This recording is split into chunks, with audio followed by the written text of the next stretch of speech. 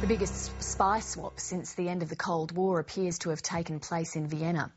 10 people who pleaded guilty of spying for Russia were deported from New York last night. A short time ago, 2 planes involved in the swap, one Russian, one American, parked side by side on the tarmac at Vienna Airport for about an hour and a half as vehicles shuttled between them. In return for the 10 spies, Russia pardoned 4 agents it alleges were spying for the West.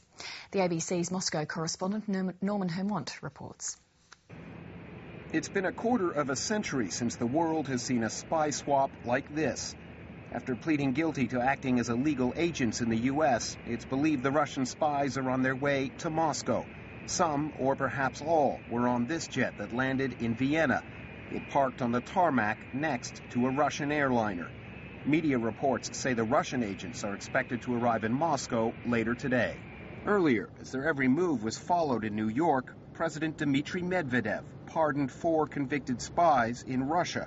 It was clear a swap was in motion.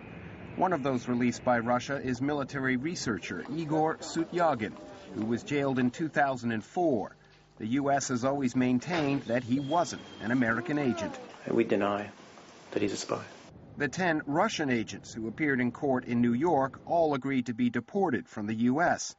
The lawyer for the so-called femme fatale spy, Anna Chapman, says it's unlikely she'll ever return. Under the agreement that she signed, she can only come back to the United States after direct authorization by the United States government. It is highly unlikely they would ever grant such authorization.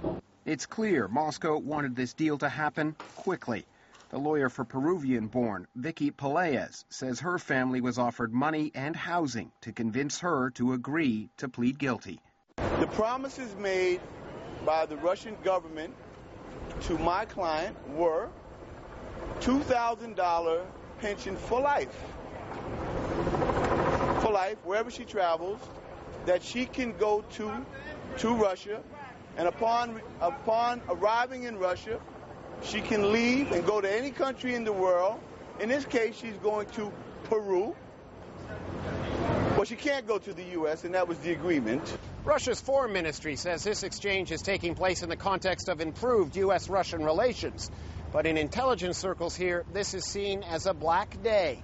4 high-profile convicted spies are going free in exchange for 10 agents who analysts say, after years in America, gave Russian intelligence next to nothing except for considerable damage to its reputation.